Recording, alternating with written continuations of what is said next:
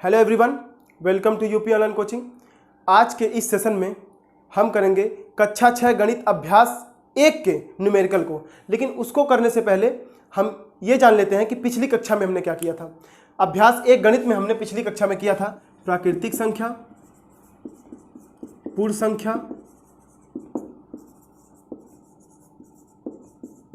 अनुवर्ती या उत्तरवर्ती संख्या और पूर्ववर्ती संख्या। एक सिलेबस में एक चीज छूट गई थी, वो था स्थानीय मान।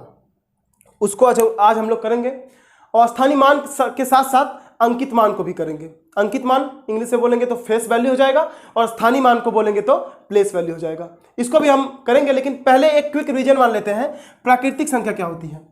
मैंने आपको पिछली कक्षा में बताया था, अगर आपने नहीं देखा है तो आप जाके प्लेलिस्ट में पिछला वीडियो देख लीजिए, जिनमें मैंने प्राकृतिक संख्या, पूर्ण संख्या, अनुवर्ती या उत्तरवर्ती संख्या और पूर्ववर्ती संख्या क्या होती है, इसको मैंने बहुत ही डिटेल में समझाया। आप लोग पिछला वीडियो जाके देख लीजिए। आप सभी को पता है कि इस चैनल पे यूपी ऑनलाइन कोचिंग पे क्लास 1 से लेकर के क्लास 12 तक की सभी कक्षाएं, यूपी बोर्ड क्लास 1 से लेकर के क्लास 12 तक की सभी कक्षाएं हिंदी मीडियम में संचालित हो रही हैं। आप उन वीडियो का लाभ लेते रहिए।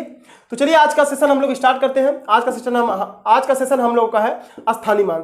स्थानीय मान के साथ साथ अंकित मान को भी करेंगे, लेकिन उससे पहले पिछली कक्षा में जो हमने पढ़ा था उसको हम लेके थोड़ा सा रिविजन उसमें मान लेते हैं। प्राकृतिक संख्या क्या होती है? गिनती की संख्याओं को प्राकृतिक संख्या कहते हैं। ठीक, गिनती की संख्या को प्राकृतिक संख्या कहते हैं। जैसे 1, 2, 3, 4, 5, 6, 7 डॉट ये इनफाइनाइट तक चला जाएगा। पूर्ण संख्या किसको कहते हैं? जब संख्या परिवार में, किस संख्या परिवार में? प्राकृतिक संख्या परिवार में। जब हम लोग प्राकृतिक संख्या परिवार में जीरो को ऐड कर देते हैं तो वो क्या हो जाता है? वो पूर्ण हो जाता है। तो उसको क्या बोलते हैं? पूर्ण संख्या। अब इसी प्राकृतिक संख्या परिवार में हम लोग को जीरो को ऐड कर देना है तो क्या हो जाएगा? 0, 1, 2, 3, 4, 5, 6 ऐसे ऐसे ये चलता जाएगा इनफाइनाइट तक, यानी अनंत तक। ठीक। अनुवर्ती या उत्तरवर्ती क्या होता है? अनुवर्ती या उत्तरवर्ती वह होता है, बताता हूं मैं आपको। प्राकृतिक संख्या के ठीक बाद वाली संख्या को हम लोग उस संख्या का अनुवर्ती या उत्तरवर्ती संख्या बोलते हैं। जैसे मान लीजिए आपने इसमें प्राकृतिक संख्या 4 को लिया, अब 4 का अनुवर्ती या उत्तरवर्ती क्या हो जाएगा? ठीक उसके एक बाद की संख्या कौन सी है? 5। यानी कि प्राकृतिक संख्या मान लीजिए आपको दी है 591, इसका आपको अनुवर्ती या उत्तरवर्ती ज्ञात करना है तो आप इसमें एक ऐड कर दीजिए, आपको इस प्राकृतिक संख्या का अनुवर्ती या उत्तरवर्ती मिल जाएगा। तो 591 में एक ऐड करेंगे तो कितना हो जाएगा? 592।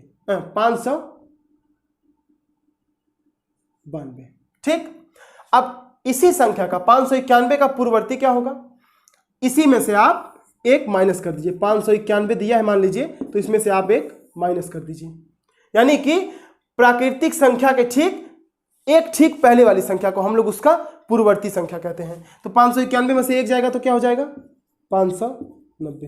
क्लियर है? तो आते हैं आज के हमारे सेशन पे, जो है स्थानीय मान और अंकित मान। तो स्थानीय मान क्या होता है? पहले इसका परिभाषा जानते हैं। किसी भी संख्या में हर अंक का संगत मान अलग अलग होता है, उसे उस संख्या का स्थानीय मान कहते हैं। इस लाइन को आप लोग अपने नोटबुक में लिख लीजिएगा। किसी भी, एक बार मैं फिर से बोल देता हूं, किसी भी संख्या में हर अंक का संगत मान अलग अलग होता है, वही उस अंक का स्थानीय मान होता है। और अंकित मान क्या होता है? किसी भी संख्या में उस अंक का अंकित मान वही संख्या होती है, चाहे वह किसी स्थान पर हो। इसको एक एग्जाम्पल से देखते हैं। मान लीजिए आपने लिया 591, आपने एक एग्जाम्पल ले लिया 591, सॉरी इसको मैंने एग्जाम्पल में लिया था, तो अभी ले लेते हैं 531। अब 531 में एक का स्थानीय मान जो है वो होगा 1, लेकिन अब इसका अंकित मान भी 1 ही होगा। यानी कि एक चीज हमको समझ में आया कि इकाई के स्थान पर जो संख्या लिखी होती है उसका स्थानीय मान और अंकित मान दोनों एक ही होता है, लेकिन दहाई के स्थान पे इस स्थानीय मान चेंज हो जाता है। क्यों? क्योंकि ये 3 जो है ये दहाई के स्थान पे है। ठीक। लेकिन अंकित मान इसका क्या होगा, 3 का अंकित मान क्या होगा, 3 का अंकित मान वही संख्या होगी चाहे वह किसी स्थान पे हो। और मान लीजिए अगर ये 513 होता तो 3 का जो अंकित मान होता वो 3 ही होता। यहाँ पे 3 का अंकित मान 3 ही है। और उसी प्रकार से 5 का यहाँ पे अंकित मान 5 है, यहाँ पे भी 5 है। और 1 का यहाँ पे अंकित मान 1 है, और 1 जब दहाई के स्थान पे है तब भी इसका अंकित मान 1 ही है। लेकिन इसका स्थानीय मान चेंज होता रहेगा। 1 का स्थानीय मान 1, 3 का स्थानीय मान 30, 5 का स्थानीय मान 500। वो कैसे होगा अभी मैं आपको बताता हूँ। और 513 में 3 का स्थानीय मान 3, 1 का स्थानीय मान 10, 5 का स्थानीय मान 500। वो कैसे होगा मैं आपको अभी बताता हूँ। उससे पहले एक एग्जाम्पल के द्वारा हम समझते हैं स्थानीय मान और अंकित मान होता क्या है। अंकित मान को इंग्लिश में हम लोग कहते हैं फेस वैल्यू, और स्थानीय मान को हम लोग कहते हैं प्लेस वैल्यू। और हिंदी में भी इसका एक अलग नाम है स्थानीय मान, या इसको बोलते हैं आकस्मिक मान। और अंकित मान को भी हम लोग बोलते हैं वास्तविक मान। ठीक, अंकित मान का एक और नाम है वास्तविक मान, अंकित मान या वास्तविक मान। ठीक, इसको इंग्लिश में बोलते हैं प्लेस वैल्यू, और इसको बोलते हैं फेस वैल्यू। मैं आपको एक एग्जांपल के द्वारा समझाता हूँ स्थानीय मान और अंकित मान होता क्या है। देखिए, इंसान को 2 कारणों से पहचाना जाता है, एक तो उसके जन्म के कारण, ठीक, और एक उसके कर्म के कारण। जैसे मान लीजिए आपने कहीं पे जन्म लिया, आपने मान लीजिए दिल्ली में जन्म लिया, तो आपको लोग इस तरह से पहचानेंगे कि आप दिल्ली के रहने वाले हैं। ठीक, तो आप दिल्ली के रहने वाले तो हमेशा से रहेंगे क्योंकि आपकी पैदाइश वहीं की है, तो आप दिल्ली के रहने वाले हमेशा रहेंगे। लेकिन कर्म के कारण आदमी की पहचान अलग अलग होती है। मान लीजिए आपने चोरी की तो आप चोर कहलाएंगे। मान लीजिए आपने पढ़ाई की, आप डॉक्टर बन गए तो आप डॉक्टर कहलाएंगे। मान लीजिए आपने पढ़ाई की, आप इंजीनियर बन गए तो आप इंजीनियर कहलाएंगे। मान लीजिए आपने पढ़ाई की, आप डीएम बन गए तो आप डिस्ट्रिक्ट मजिस्ट्रेट कहलाएंगे। आपने पढ़ाई की, आप डीएम से ऊंची पोस्ट पा गए, आप सेक्रेटरी बन गए तो आप सेक्रेटरी कहलाएंगे। कहने का तात्पर्य यह है कि आदमी का जन्म के कारण एक अलग पहचान होता है और कर्म के कारण एक अलग पहचान होता है। मेरा कहने का मतलब यह है कि अभी देखिए, ये फेस वैल्यू है और ये प्लेस वैल्यू है। कोई भी संख्या है, मान लीजिए आपने लिया 221 ले लिया, तो फेस मतलब क्या होता है, फेस मतलब चेहरा। इंग्लिश में आप लोग जानते हैं ना, फेस मतलब चेहरा। तो फेस मतलब क्या, जो हमको दिखाई दे। आप समझिए, इस ट्रिक को समझिए कि फेस मतलब क्या, जो हमको दिखाई दे रहा है। तो इसमें फेस हमको क्या दिखाई दे रहा है, 1 के स्थान पर 1 दिखाई दे रहा है, 2 के स्थान पर 2 दिखाई दे रहा है, और इस यहाँ पे 2 के स्थान पर 2 दिखाई दे रहा है। तो फेस वैल्यू से क्या हो जाएगी, 1 की फेस वैल्यू होगी 1, 2 की फेस वैल्यू होगी 2, और इस 2 की फेस वैल्यू भी 2 ही होगी। समझ गए आप लोग। कोई भी संख्या ले लीजिए, 5, 3, 9, 4, 5, इसमें हर संख्या का फेस वैल्यू वही संख्या है। 5 का फेस वैल्यू 5 है, 3 का फेस वैल्यू 3 है, 9 का 9, 4 का 4 और 5 का 5। लेकिन स्थानीय मान इसका अलग अलग होगा। क्यों होगा, क्योंकि ये देखिए 5 इकाई के स्थान पे है, ये इकाई, दहाई, सैकड़ा, हजार, 10,000। ठीक, तो ये 5 जो है ये इकाई के स्थान पे है, तो इसका मान, इसका स्थानीय मान अलग होगा। लेकिन ये जो 5 है ये 10,000वें स्थान पे है, तो इस 5 का जो स्थानीय मान होगा वो कुछ अलग होगा। समझ गए आप लोग। जैसे इकाई के स्थान का जो स्थानीय मान होता है वो इकाई मतलब 1, इकाई मतलब होता है 1, तो इकाई के स्थान का स्थानीय मान होता है इकाई गुणे वह संख्या। यानी कि मान लीजिए संख्या दी हुई है तो वो संख्या गुणे इकाई। और अब देखिए दहाई के स्थान का स्थानीय मान क्या होता है, वो संख्या, जो संख्या दी हुई है 4 गुणे दहाई, दहाई मतलब 10। और अब देखिए यहां इकाई के बाद हम लोग दहाई पे आने के बाद 10 से गुणा क्यों करते हैं, क्योंकि हम लोग दाशमिक पद्धति पढ़ रहे हैं, दाशमिक पद्धति या दशमलव पद्धति। समझ गए आप लोग। अब देखिए यहां पे एक एक वैल्यू में जाने पे 10 का गुणा बढ़ता जाता है। यहां से इधर आएंगे तो 10 का गुणा बढ़ेगा, फिर यहां से अगर इधर आएंगे तो फिर इसमें जो जिस 10 का गुणा हुआ है उसमें भी 10 का गुणा हो जाएगा, और फिर यहां से जब इधर आएंगे तो इन तीनों में जो 10 का गुणा हुआ है उसमें भी 10 का गुणा हो जाएगा। कहने का मतलब यह है कि हम लोग दाशमिक पद्धति पढ़ रहे हैं, तो उसका नियम यह है कि इकाई से दहाई की ओर जाने पे, यानी दाहिने से बाईं तरफ जाने पे 10 का गुणा बढ़ता जाता है। यहां से यहां पे आएंगे 10 का गुणा हो जाएगा, फिर अगर यहां से यहां पे आएंगे तो 10 गुणे 10 यानी कि 100 का गुणा हो जाएगा। फिर यहाँ से अगर हम लोग यहाँ पे आएंगे तो 10 गुणे 10 गुणे 10 यानी कि 1000 का गुणा हो जाएगा। कहने का तात्पर्य है कि हम लोग पढ़ रहे हैं दार्शनिक पद्धति। उसी प्रकार से जैसे द्विआधारी पद्धति का नियम अलग अलग होता है, अष्टाधारी पद्धति का नियम अलग अलग होता है और षोडशाधारी का अलग अलग नियम होता है। तो जितने भी पद्धतियां हैं उनका अलग अलग नियम होता है। हम लोग पढ़ रहे हैं दार्शनिक पद्धति। तो दार्शनिक पद्धति में नियम क्या होता है, इकाई से जब हम लोग दहाई की तरफ जाते हैं तो 10 का गुणा होता है। दहाई से फिर जब सैकड़े पे जाएंगे तो 100 का गुणा करेंगे। क्यों? वो 100 का गुणा हम नहीं करते हैं, वो हम गुणा करते हैं, दहाई पे आते हैं 10, फिर इस दहाई पे आने के बाद 10 का गुणा हम और करते हैं सैकड़े पे आने के लिए। तो कितने का गुणा हो जाता है, यहाँ पे हो जाएगा 10, यहाँ पे हो जाएगा 10, तो वही हो जाता है 100। ये होती है दार्शनिक पद्धति की खासियत। अब देखिए, अब यहां पे मैंने आपको बताया इकाई के स्थान का जो स्थानीय मान होता है वो 5, वो संख्या गुणे इकाई। दहाई के स्थान पे जो उसका स्थानीय मान होता है, दहाई के अंक पे जो दहाई के स्थान पे जो अंक होती है उसका जो स्थानीय मान होता है वो संख्या गुणे दहाई।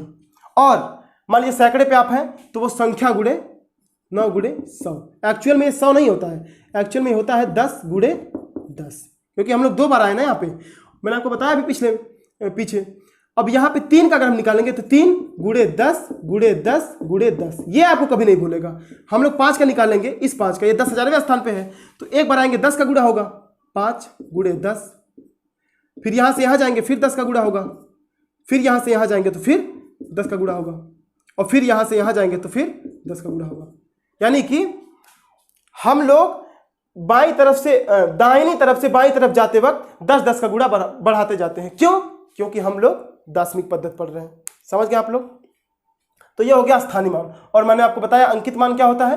अंकित मान यानी फेस वैल्यू। फेस वैल्यू मतलब हमको जो दिख रही है। इस ट्रिक को आप याद रखिएगा कि जो चीज हमको दिख रही है, 5 का अगर फेस वैल्यू पूछ रहा है तो 5 ही होगा, 4 का अगर फेस वैल्यू पूछ रहा है तो 4 ही होगा, और अगर 9 का फेस वैल्यू पूछ रहा है तो 9 होगा, 3 का फेस वैल्यू 3, 5 का फेस वैल्यू 5। यानी इस 5 का भी फेस वैल्यू 5 है और इस 5 का भी फेस वैल्यू 5 है, लेकिन इसका प्लेस वैल्यू क्या है? इस 5 का प्लेस वैल्यू 5 है और इस 5 का प्लेस वैल्यू 5 गुणे 10,000, 5 गुणे 10,000। समझ गए आप लोग? तो प्लेस वैल्यू अलग अलग होती है हर संख्या का। क्यों? क्योंकि उसके स्थान के कारण। प्लेस मतलब होता है स्थान, तो उसके स्थान के कारण उसका जो मान होता है, स्थानीय मान, वो अलग अलग होता है। लेकिन फेस वैल्यू क्या होती है? फेस वैल्यू जो हमको दिख रही है वही होती है फेस वैल्यू। समझ गए आप लोग? तो आते हैं, आज हम लोग जो न्यूमेरिकल करेंगे उस पे आते हैं। किस न्यूमेरिकल को करेंगे? अभ्यास 1A को। ठीक, आप लोग कॉपी बुक को अपने हाथ में लीजिए और देखिए दिया क्या है बुक में। एग्जाम्पल में नहीं आऊंगा, एग्जाम्पल आप लोग देख लीजिएगा, अगर नहीं आएगा तो कमेंट बॉक्स में आप लोग पूछ लीजिएगा। पहला सवाल क्या कहता है? निम्नलिखित संख्याओं को संख्यांकों में व्यक्त कीजिए। पहला सवाल ये कहता है निम्नलिखित संख्याओं को संख्यांकों में व्यक्त कीजिए। और दिया क्या है? पहले में 4 सवाल दिए गए हैं। निम्नलिखित संख्याओं को संख्यांकों में व्यक्त कीजिए। पहला सवाल है 427, दूसरा है 3501, तीसरा है 115 और चौथा है 79,029। तो एक एक करके हम लोग करेंगे। मैं इसमें से एक बताऊंगा, आप लोग 3 कीजिएगा, और अगर नहीं आएगा तो आप लोग कमेंट में पूछ लीजिएगा। ठीक, तो पहला है 427। अब निम्नलिखित संख्याओं को संख्यांकों में व्यक्त करना है हमको। तो दिया क्या गया है? 427। अब 427 जो है ये शब्दों में दिया गया है, इसको हम लोगों को संख्यांकों यानी कि अंकों में व्यक्त करना है। तो इसका मैं आप लोगों को एक ट्रिक बता रहा हूं, बहुत ही सिंपल ट्रिक है। अब 400 ये सैकड़े में है, तो आप लोग इकाई से होते हुए सैकड़े तक एक एक पाई ले लीजिए। इकाई, दहाई, सैकड़ा ले लिया आप लोगों ने। अब देखिए कह रहा है 427 लिखना है। तो क्या बोला है? पहले बोला 400, सैकड़े पे क्या है? 4। ठीक, 427 लिखना है। 27 में देखिए 2 जो है दहाई के स्थान पे है, 7 जो है इकाई के स्थान पे है। तो इकाई के स्थान पे क्या है? 7, और दहाई के स्थान पे क्या है? 2। तो क्या हो गया अंकों में? ये हो गया 427। ठीक, इसी तरीके से देखिए दूसरा क्या दिया है? 3501। अब देखिए इसको आप लोग करिए 3000, यानी कि 1000 तक आप लोगों को पाई खींच लेना इकाई से होते हुए, इकाई, दहाई, सैकड़ा, हजार। और सवाल में क्या कह रहा है 3501, तो 1000 के स्थान पे क्या बोला है 3000। अब सैकड़े के स्थान पे क्या बोल रहा है 3500। अब देखिए कह रहा है 3501, तो 501 को क्या क्या लिखेंगे, 501 को ऐसे लिखते हैं, तो इकाई के स्थान पे क्या है एक हो जाएगा, और दहाई के स्थान पे क्या है 0, तो क्या हो जाएगा 0। 3501 ये रहा आपका पहले का दूसरा। तीसरा चौथा आप लोग कीजिएगा, अगर नहीं आएगा तो आप लोग कमेंट बॉक्स में पूछ लीजिएगा। अब आते हैं दूसरे सवाल पे। दूसरा सवाल क्या कहता है, दूसरा सवाल हमारा कहता है निम्नलिखित संख्यांकों को शब्दों में लिखिए। अब देखिए पहले हमको लिखना था अंकों में, अब लिखना है शब्दों में। तो पहला सवाल क्या दिया है, पहला सवाल दिया है 7019, ठीक 7019 दिया है। तो अब इसको लिखना क्या है, किस तरीके से इसको पढ़ना है, देखिए इकाई, दहाई, सैकड़ा, हजार। तो हजार के स्थान पे क्या है 7, तो क्या लिखेंगे हम लोग हिंदी में 7000। 7000 इकाई, दहाई, सैकड़ा, सैकड़े के स्थान पे क्या है 0, तो हम लोग ये तो लिखेंगे नहीं कि 7000 0 लिखें, या हम लोग 0 को लिखे ही ना, तो बात तो एक ही है। तो हम लोग नहीं लिखेंगे 0 को नहीं लिखेंगे, लिखेंगे 7000। अब देखिए इसके बाद देखिए इकाई, दहाई क्या है, ये क्या है 19, तो 7000। अब देखिए ये नहीं लिखना है कि 1 दहाई 9 इकाई, सीधे हमको लिख देना है 7019। समझ में आ गया आप लोगों को। अब आते हैं पहले के दूसरे सवाल पे, इसमें दिया गया है दूसरे के दूसरे पे 23013। दूसरा सवाल क्या कहता है 23013। इसमें देखिए कैसे हम लोग इसको लिखेंगे, इकाई के स्थान पे 3, दहाई, सैकड़ा, हजार, 10,000। यानी कि जब हम लोग 10,000 लेंगे तो इन दोनों संख्याओं को लेंगे, तो क्या हो जाएगा 23,000।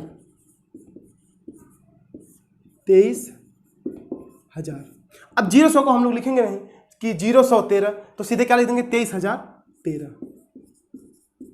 और आगे का जो सवाल है तीसरा और चौथा, उसको आप लोग कीजिएगा, अगर नहीं आएगा तो कमेंट बॉक्स में पूछिएगा। मैं सारे सवाल नहीं बताऊंगा क्योंकि ये बहुत सरल है, इसको आप लोग करिएगा, अगर नहीं आएगा तो कमेंट बॉक्स में आप लोग पूछ लीजिएगा। अब देखिए दूसरे का जो बै कहता है नीचे लिखे वाक्यों में आई हुई संख्याओं को शब्दों में लिखिए। तो सवाल क्या लिख रहा है, एक रिपोर्ट के अनुसार 1 ग्राम मानव मल में 100 जीवाणु अंडे, 1000 जीवाणु कोष और एक रिपोर्ट के अनुसार 1 ग्राम मानव मल में 100 जीवाणु अंडे, 1000 जीवाणु कोष, 10 लाख बैक्टीरिया तथा 1 करोड़ वायरस होते हैं। इसको हम लोगों को लिखना है शब्दों में। अंकों में दिया गया है, अंकों में क्या दिया है 100 जीवाणु अंडे,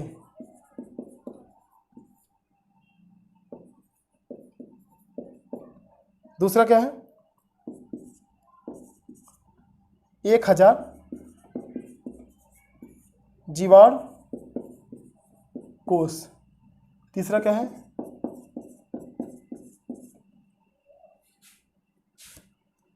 10 लाख बैक्टीरिया,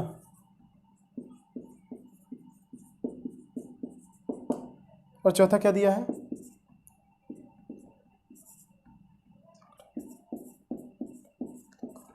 1 करोड़ वायरस। तो इसको हम लोग पहले पढ़ेंगे किस तरीके से, ये इकाई, दहाई और सैकड़ा। तो सैकड़े पे क्या है 1, तो क्या लिख देंगे 1। अब 0 को लिखेंगे नहीं तो क्या हो जाएगा 1 सैकड़ा, यानी 100। ठीक। अब देखिए इसको हम लोग कैसे करेंगे, इकाई के स्थान पे जीरो, दहाई के स्थान पे भी जीरो, सैकड़े के स्थान पे भी जीरो, हजार के स्थान पे है एक, तो क्या हो जाएगा 1000। ये तो लिखेंगे नहीं कि 1000 0 100 0, क्या तो जीरो का स्थान, जीरो का मतलब कुछ जीरो ही होता है, तो क्या लिख देंगे हम लोग 1000। ठीक, अब इसको हम लोग करते हैं 10 लाख बैक्टीरिया, इकाई, दहाई, सैकड़ा, हजार, 10,000, लाख, 10 लाख। तो देखिए 10 लाख पे क्या है, 10 लाख के स्थान पे है 10, तो क्या लिख देंगे हम लोग 10।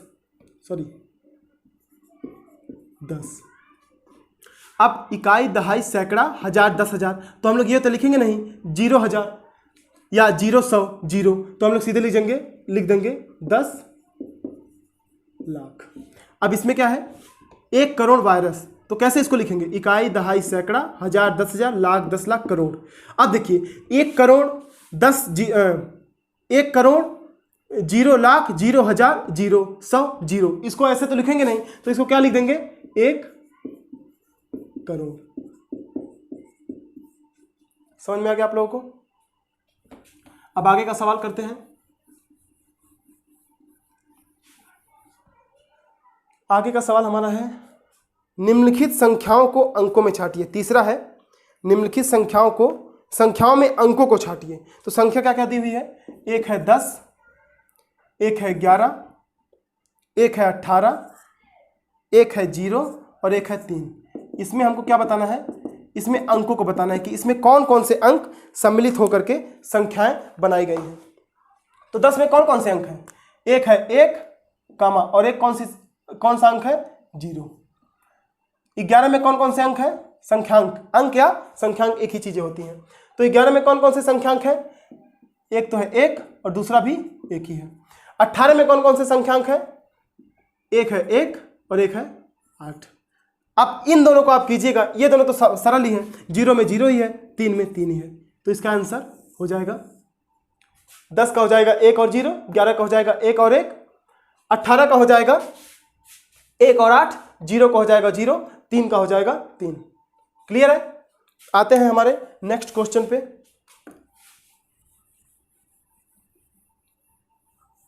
नेक्स्ट क्वेश्चन है हमारा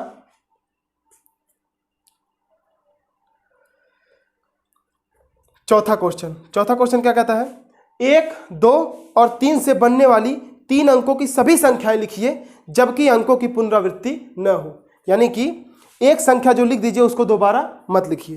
तो इसका मैं आप लोगों को एक ट्रिक बताता हूं। मान लीजिए दिया है 1 2 3, 1 2 3, इससे हमको जितनी संख्याएं संभव हो सकती हैं कि बन सके उनको हमको बनाना है, लेकिन अंकों की पुनरावृत्ति न हो। तो इसको कैसे करेंगे इसको जान लीजिए। पहले एक अंक उठाइए, ठीक, इसके साथ पहले इसको लिखिए फिर इसको लिखिए, तो क्या हो जाएगा 1 2 3 123। फिर क्या कीजिए, फिर इसको उठाइए, फिर पहले इसको लिखिए तब इसको लिखिए, यानी कि पहले इसको ले करके इसको पहले लिख के फिर इसको लिखिए और फिर दोबारा इसको ले करके पहले इसको लिख के फिर इसको लिखिए, तो क्या हो जाएगा 1 3 2। ये हट गया 1। अब हम लोग पकड़ेंगे 2 को, 2 के साथ पहले इसको लिखेंगे फिर इसको लिखेंगे और फिर 2 के साथ पहले इसको लिखेंगे 3 को फिर इसको लिखेंगे, तो क्या हो जाएगा 2 1 3 2 1 3 और फिर एक संख्या बन जाएगी 2 3 1 2 3 1। और अभी एक और बनेगा, देखिए अब इसको उठाइए, पहले आपने इसको लिया फिर इसको लिया, अब इसको लीजिए। इसको लेने के बाद पहले इसके साथ लिखिए फिर इसको लिखिए, फिर इसको लीजिए, इसके साथ लिख करके फिर इसको लिखिए। क्लियर है? तो 3 के साथ पहले 1 और 2, 3 1 2, फिर 3 के साथ 2 1 3 2 1, तो कितनी संख्या बन गई 123 132 213 231 312 और 321। अब देखिए इन संख्याओं में कोई भी संख्या रिपीट नहीं हो रही है। क्लियर है? इसका आप लोगों को अगर आपको समझ में नहीं आया तो इसका स्क्रीनशॉट ले लीजिए, और अगर फिर भी नहीं समझ में आया तो आप लोग कमेंट बॉक्स में पूछेगा, मैं उसमें एक्सप्लेन कर दूंगा। आते हैं हमारे नेक्स्ट क्वेश्चन पे। अब देखिए दिया है नेक्स्ट क्वेश्चन 5वां है, 0 3 5 से बनने वाली 3 अंकों की सभी संख्याएं लिखिए जबकि अंकों की पुनरावृत्ति न हो। यह भी वही सवाल है, तो इसको मैं छोड़ देता हूं, इसको आप लोग खुद से कीजिएगा, अगर नहीं आएगा तो कमेंट बॉक्स में पूछेगा, मैं इसको बता दूंगा। अगला क्वेश्चन है 6 7 0 5 से 4 अंकों की सबसे बड़ी एवं सबसे छोटी संख्या लिखिए। तो सबसे छोटी और सबसे बड़ी संख्या मैं लिखना आपको बताता हूं, कैसे लिखते हैं सबसे छोटी और सबसे बड़ी संख्या। पहले ये बताता हूं, उसके बाद आपको इस सवाल पे ले आता हूं।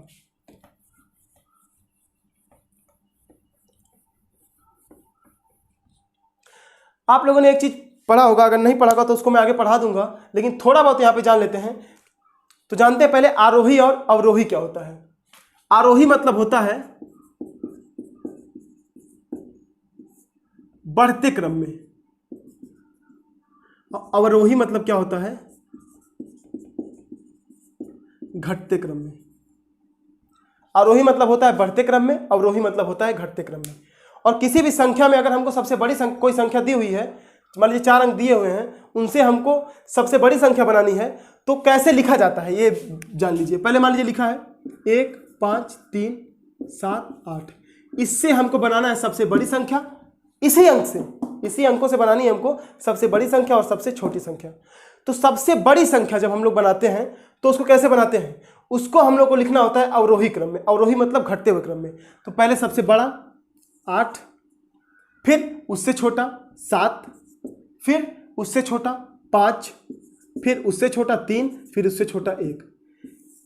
1 5 3 7 8 से बनने वाली सबसे बड़ी संख्या यही है। और सबसे छोटी संख्या को हम लोग आरोही क्रम में लिखेंगे, यानी बढ़ते हुए क्रम में। पहले सबसे छोटा 1, उसके बाद उससे बड़ा 3, फिर उसके बाद उससे बड़ा 5, फिर उसके बाद उससे बड़ा 7, फिर उसके बाद उससे बड़ा 8। ये इस संख्या से बनने वाली ये सबसे छोटी संख्या है और इसी संख्या से बनने वाली ये सबसे बड़ी संख्या है। लेकिन मान लीजिए अगर दे दिया गया 1 0 3 5 7, तब कैसे लिखेंगे कि सबसे छोटी संख्या और सबसे इन्हीं अंकों से बनने वाली सबसे छोटी संख्या और इन्हीं अंकों से बनने वाली सबसे बड़ी संख्या, उसको हम लोग कैसे लिखेंगे ये जान लेते हैं। तो सबसे जो बड़ी संख्या है उसको तो हम लोग अवरोही क्रम में लिख देंगे। पहले लिखेंगे 7, फिर उससे छोटा 5, फिर उससे छोटा 3, फिर उससे छोटा 1, फिर उससे छोटा 0। तो ये हो गई इन अंकों से बनने वाली 1 0 3 5 7 से बनने वाली सबसे बड़ी संख्या। लेकिन सबसे छोटी संख्या अगर हमको इन अंकों से लिखनी है तो कैसे लिखेंगे, तो हम ये कदापि नहीं करेंगे कि 0 को पहले लिख दें। क्यों? क्योंकि 0 अगर किसी अंक के बाईं तरफ आता है तो उसका मतलब कुछ नहीं होता है, कुछ नहीं मतलब उसका मतलब होता है 0। लेकिन उसको अगर हम लोग एक अंक के बाद लिखें तो वो सबसे छोटी संख्या हो जाएगी। जैसे मैं आपको लिख के बताता हूं, इसको हम लोग कैसे लिखेंगे। पहले 0 से बड़ी संख्या को लिख देंगे। 0 से बड़ी संख्या क्या है? 1। ये केवल तभी अप्लाई होगा जब किसी संख्याओं में 0 दिया हो। अगर 0 नहीं दिया हो तो उसी रूल को फॉलो करेंगे। पहले आरोही क्रम में सबसे छोटी संख्या हो जाएगी और अवरोही क्रम में सबसे बड़ी संख्या। तो पहले लिख देंगे, जब 0 होगा तो क्या लिखेंगे, पहले 1, यानी कि 0 से जो बड़ी संख्या हो, पहले 1, उसके बाद 0, उसके बाद आप अप्लाई कर दीजिए 3 5 7। ये हो गई इन संख्याओं से बनने वाली सबसे छोटी संख्या। और सबसे बड़ी संख्या क्या हो जाएगी, वही जो मैंने लिखा था 7 5 3 1 0, 75,310। क्लियर है? अब आते हैं सवाल पे। 6 7 0 5 से 4 अंकों की सबसे बड़ी एवं सबसे छोटी संख्या लिखिए। संख्या क्या दी हुई है? संख्या दी है 6 7 0 5 से 4 अंकों की सबसे बड़ी एवं सबसे छोटी संख्या लिखिए। तो सबसे बड़ी संख्या क्या हो जाएगी? सबसे बड़ी संख्या, तो इसको हम लोग लिखेंगे अवरोही क्रम में। सबसे बड़ी संख्या मतलब अवरोही क्रम में। तो सबसे बड़ा क्या है? 7। यहां पे समझ लीजिए आप लोग, अवरोही हमको लिखना है। तो क्या हो जाएगा? 7, उसके बाद 6, उसके बाद 5, उसके बाद 0। तो 0 जब किसी संख्या के दाहिनी तरफ आती है तो उसका वैल्यू बहुत ज़्यादा होता है, मतलब कुछ ना कुछ होता है। लेकिन अगर इसी को हम लोग 0 7 6 5 लिख दें तो केवल हम लोग इसको कितना अंक पाएंगे? केवल 3 अंक, क्योंकि इसके आगे हम लोग कितना भी 0 बढ़ाते जाए उसका मतलब कुछ भी नहीं होता है। ठीक, तो अब हमको लिखना है, ये तो हो गया सबसे बड़ी संख्या इन अंकों से बनने वाली 6 7 0 5 से। अब अगर हमको लिखना है सबसे छोटी संख्या तो इसको हम लोग लिख देंगे आरोही क्रम में। आरोही मतलब बढ़ते क्रम में, यानी कि पहले सबसे छोटा, लेकिन अगर इसमें 0 दिया है तो उससे जो बड़ा हो, यानी कि उससे जो जस्ट उसके बाद वाली संख्या को हम लोग लिखेंगे। तो 0 से बड़ा क्या है इसमें? 5 है, तो पहले लिखेंगे 5, फिर उसके बाद 0, फिर उसके बाद 6, उसके बाद 7। तो ये क्या हो जाएगा? ये हो गया 6705 से बनने वाली सबसे छोटी संख्या ये हो गई, और सबसे बड़ी संख्या ये 7650, और सबसे छोटी संख्या 5067। क्लियर है? और अगर इसको हम लोग एक बात जान लीजिए, अगर हम लोग इसको यहाँ पे कर देते यानी कि 0 5 6 7, तो ये केवल 3 अंकों की संख्या रह जाती। लेकिन कहा क्या है सवाल में? सवाल में बोला है 4 अंकों की सबसे बड़ी एवं सबसे छोटी संख्या लिखिए। अब देखिए 7वां सवाल हमारा क्या कहता है? 5 अंकों की सबसे बड़ी तथा सबसे छोटी संख्या लिखिए। इसको हम लोग थोड़ा कर लेते हैं, 5 अंकों की सबसे छोटी एवं सबसे बड़ी। लेकिन इस सवाल को करने से पहले आप लोग एक चीज कर लीजिए, 2 अंकों की सबसे छोटी संख्या व 2 अंकों की सबसे बड़ी संख्या, और 1 अंकों की सबसे छोटी संख्या और 1 अंकों की सबसे बड़ी संख्या। तो 1 अंकों की सबसे छोटी संख्या क्या है? 1 अंकों की सबसे छोटी संख्या 1 है, और 1 अंकों की सबसे बड़ी संख्या 9 के बाद 10 आ जाता है, तो 10 में 2 अंक है, तो 1 अंकों की पूछा है तो क्या हो जाएगा? 9 1 अंकों की सबसे बड़ी संख्या है। और 2 अंकों की सबसे छोटी संख्या 9 के बाद 10 आता है, तो 9 के बाद यानी कि जो सबसे बड़ी संख्या है उसके बाद जो आएगा वो हो जाएगा 2 अंकों की सबसे छोटी संख्या 10, यानी कि 1 के बाद हम लोग 0 बढ़ाते जाएंगे। अगर 3 अंकों का पूछ ले तो 1 के बाद हम लोग 2 0 बढ़ा देंगे। 4 अंकों का पूछे तो कितना 0? 3 0, यानी कि जितने अंकों का पूछे, अगर 1 अंकों का पूछे तो 1, लेकिन अगर 1 के बाद किसी मान लीजिए 2 अंकों का पूछे तो 1 बार हम लोग 1 को लिखेंगे और उसके बाद हम लोग 0 को लिखेंगे। जितनी बार पूछा है, 2 अंक पूछा है तो 1 0, 3 अंकों की पूछा है तो 2 0, 1 के बाद 2 0, 4 अंकों की पूछा है तो 1 के बाद 3 0, 5 अंकों की पूछा है तो 1 के बाद 4 0। उसी प्रकार से अगर सबसे बड़ी संख्या पूछा है तो 1 9, और 1 अंकों की सबसे बड़ी संख्या, और अगर 2 अंकों की सबसे बड़ी संख्या तो 2 बार 9, 3 अंकों की सबसे बड़ी संख्या तो 3 बार 9, 4 अंकों की सबसे बड़ी संख्या तो 4 बार 9। अब देखिए अगर इसमें हम लोग एक ऐड कर दें तो सीधे ये हो जाएगा 9 1 10, फिर 9 1 10, फिर 9 1 10, फिर 9 1 10, तो क्या हो जाएगा? इकाई, दहाई, सैकड़ा, हजार, 10,000, तो ये हो जाएगा 10,000, और 10,000 में 5 अंक आ जाएंगे, तो 5 अंकों की ये सबसे छोटी संख्या हो जाएगी, जो कि मैंने आपको बताया 10,000 जो हो जाएगा 5 अंकों की सबसे छोटी संख्या। लेकिन 5 अंकों की अगर हमको पूछे सबसे बड़ी संख्या तो क्या हो जाएगा? 5 बार 9, 1 2 3 4 5। क्लियर है? आते हैं हमारे अब सवाल पे। दिया है 5 अंकों की सबसे बड़ी तथा सबसे छोटी संख्या लिखनी है। तो 5 अंकों की सबसे छोटी संख्या क्या हो जाएगी? सबसे छोटी संख्या हो जाएगी, हम एक बार पहले 1 लिखेंगे, उसके बाद 5 अंकों की पूछा है तो हम लोग जितना, जब तक 5 अंक पूरे नहीं होंगे तब तक हम लोग 0 बढ़ाते जाएंगे, यानी कि अब पूरे हो गए 1 2 3 4 5, यानी एक बार 1 लिखेंगे, उसके बाद जितने जब तक संख्याएं पूरी नहीं होंगी, 5 अंकों की पूछा है तो 4 0 हो जाएगा। ठीक, अब पूछा है उसी अंकों की सबसे छोटी संख्या, तो ये तो सबसे छोटी संख्या हो गई, और सबसे बड़ी संख्या क्या हो जाएगी? जितनी बार पूछा उतनी बार 9, तो क्या हो जाएगा? 99,999, यानी 5 अंकों की सबसे बड़ी संख्या 99,999 और 5 अंकों की सबसे छोटी संख्या 10,000। तो बढ़ते हैं अपने अगले क्वेश्चन पे। हमारा अगला क्वेश्चन है क्वेश्चन नंबर 8। 5,231 में प्रत्येक अंक का स्थानीय मान ज्ञात कीजिए। तो 5,231 में प्रत्येक अंक का स्थानीय मान, तो प्रत्येक अंक का स्थानीय मान 1 का स्थानीय मान, ये इकाई के स्थान पे है तो 1 गुणे इकाई यानी 1, ये दहाई के स्थान पे है तो वो संख्या 3 गुणे दहाई मतलब 10 बराबर क्या हो जाएगा? ये हो जाएगा 30। अब सैकड़े के स्थान पे 2 है तो वो अंक गुणे 100 बराबर क्या हो जाएगा? 200। अब हजार के स्थान पे 5 है तो 5 गुणे 1000, तो हर अंक का स्थानीय मान क्या हो जाएगा? 1 का स्थानीय मान 1, 3 का स्थानीय मान 30, 2 का स्थानीय मान 200, 5 का स्थानीय मान 5000। क्लियर है? अब आते हैं हमारे अगले क्वेश्चन पे, क्वेश्चन नंबर 9। 9 क्या कहता है? 636 में दोनों 6 के स्थानीय मान ज्ञात कीजिए। तो 636 दिया है, इसमें आपके दोनों 6 के स्थानीय मान को ज्ञात करना है। प्लेस वैल्यू दोनों का सेम होगा, 6 का प्लेस वैल्यू नहीं, इस फेस वैल्यू दोनों का सेम होगा। फेस मतलब अंकित मान, यानी फेस वैल्यू 6 का 6 ही होगा और इस 6 का भी 6 ही होगा और 3 का भी 3 होगा। लेकिन स्थानीय मान यानी प्लेस वैल्यू इस 6 का हो जाएगा इकाई के स्थान पे, तो 6 गुणे इकाई यानी 1 बराबर 6, और इस 6 का इकाई दहाई सैकड़ा, ये सैकड़े के स्थान पे है, तो इस सैकड़े के स्थान पे तो 6 गुणे 100 बराबर 600। तो अंतर आया कि नहीं, इकाई के स्थान पे 6 है और जो सैकड़े के स्थान पे उसका स्थानीय मान 600 है, तो सीधे सीधे 594 अंकों का अंतर आ गया।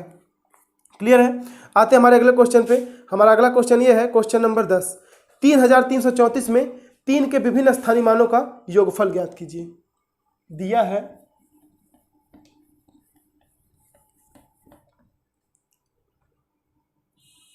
3334, ये संख्या हमको दी हुई है। अब इसका हमको ज्ञात करना है विभिन्न स्थानीय मानों का योगफल, यानी कि 3 के विभिन्न स्थानों का, यानी इस 3 का स्थानीय मान निकालिए, इस 3 का स्थानीय मान और इस 3 का स्थानीय मान निकाल लीजिए और इन तीनों को जोड़ लीजिए। 4 का भी निकाल लीजिए, 4 का हो जाएगा 4 गुणे 1 बराबर 4, 3 का हो जाएगा 3 गुणे 10 बराबर 30, इस 3 का हो जाएगा इकाई दहाई सैकड़ा 3 गुणे 100 बराबर 300, इस 3 का हो जाएगा 3 गुणे इकाई दहाई सैकड़ा हजार, हजार के स्थान पे है तो 1000 से गुणा बराबर क्या हो जाएगा 3000। तो क्या बोला है, 3 के विभिन्न स्थानीय मानों का योगफल ज्ञात कीजिए। तो 3 के विभिन्न स्थानीय मानों का 30, 300 और 3000, इन सब का योगफल ज्ञात कर लीजिए। 3000, 300 और 30, ये हो जाएगा 0, 3, 3, 3, 3330। क्लियर है। आते हैं हमारे अगले क्वेश्चन पे। अगला क्वेश्चन, क्वेश्चन नंबर 11, 22,222, 22,222 में प्रत्येक 2 का स्थानीय मान ज्ञात कीजिए और इनका योगफल ज्ञात कीजिए। यही सवाल सेम है, बस इसमें क्या दिया है, सारे 2 का स्थानीय मान ज्ञात करना है और इसमें सारे 3 का स्थानीय मान ज्ञात करना था, उनका योगफल करना था। तो आ गया था 3330। अब इन 22,222 में सभी अंकों का स्थानीय मान ज्ञात करना है, यानी कि प्लेस वैल्यू, सभी अंकों का स्थानीय मान ज्ञात करना है और इनको सम कर देना है, ऐड कर देना है। तो जो वैल्यू आएगी वही आपका आंसर हो जाएगा। इसको आप लोग कीजिएगा, अगर नहीं आएगा तो आप लोग कमेंट बॉक्स में पूछेगा, या तो मैं अलग से एक सेशन ले लूंगा, उसमें आपको बता दूंगा। आते हैं आज के हमारे अगले क्वेश्चन पे। आज का हमारा लास्ट क्वेश्चन है, आपके अभ्यास 1A में केवल 12 सवाल हैं, तो ये आपका लास्ट सवाल है, सवाल नंबर 12, क्वेश्चन नंबर 12। 545 में प्रयुक्त प्रथम 5 तथा द्वितीय 5 के स्थानीय मानों का अंतर ज्ञात कीजिए। पिछले 2 सवालों में ऐड करना था संख्याओं को, अब क्या करना है, स्थानीय मान ज्ञात कर करके उनका अंतर ज्ञात करना है, यानी कि उनको घटा देना है। अंतर मतलब होता है घटाना। तो 545 में प्रथम 5 और द्वितीय 5 का स्थानीय मान ज्ञात करके इन दोनों का अंतर निकालना है। तो इस 5 का स्थानीय मान क्या हो जाएगा, बताइए आप लोग।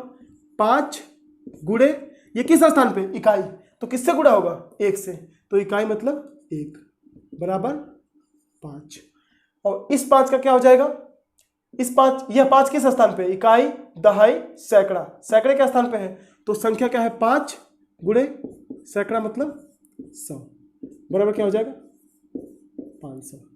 अब आगे क्या कह रहा है उसको समझिए। आगे कह रहा है उन दोनों का स्थानीय मान, दोनों 5 का स्थानीय मान निकालिए और उनका अंतर बताइए कितना है। तो इन दोनों का हमको अंतर बताना है कितना है। तो 500 माइनस 5 में कितना अंतर है, क्या हो जाएगा 495, या आप इसको ऐसे घटा सकते हैं।